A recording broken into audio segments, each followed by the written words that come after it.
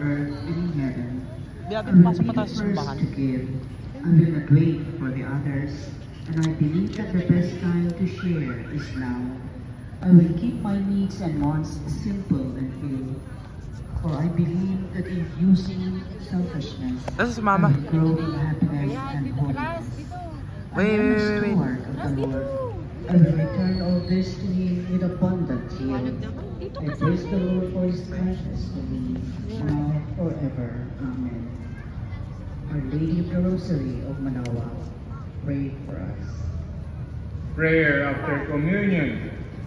As we receive this heavenly sacrament, we beseech you, Lord, your mercy, that we who rejoice in commemorating the Blessed Virgin Mary, may by imitating her serve worthily the mystery of our redemption through Christ our Lord. Amen. The Lord be with you. And with The your Almighty God bless us all, the Father, the Son, the Holy Spirit. Amen. The Mass is ended. We go in peace. Thanks be to God. Palakpakan po natin ang Birhen! Nice. Blessing of the sick. Lalo na doon ipagdasal natin ang mga taong nakalimutan na magsimba, nakapalimutan na maumpisal. God Almighty Father, by your blessing, give us strength, support, and our frailty. Turn with kindness towards our sick brothers and sisters. Free them from illness, restore them to good health. Through the intercession of Our Lady of the Rosary of Manaoag, so that in the sure knowledge of your goodness, they will gratefully bless your holy name. We ask this through Christ our Lord. Amen. In memory of the mysteries of life, death, and resurrection of our Lord Jesus Christ, to the honor and glory of Blessed Virgin Mary, Our Lady of the Rosary of Manaoag, may the souls of its images candles oil, other be blessed and made holy. In the name of the Father, the Son, the Holy Spirit. Amen. Go in peace. The Mass is ended. Thanks be to God.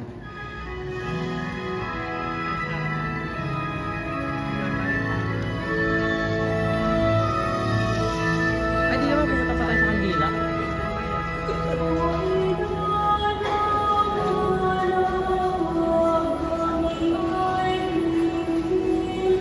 Ah, damn.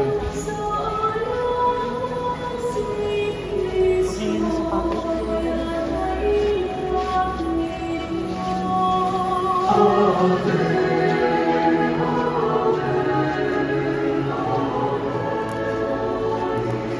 Excuse me po.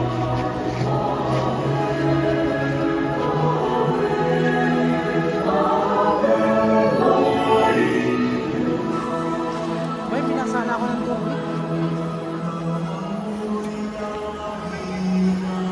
Pinasana talaga ako ng tubig.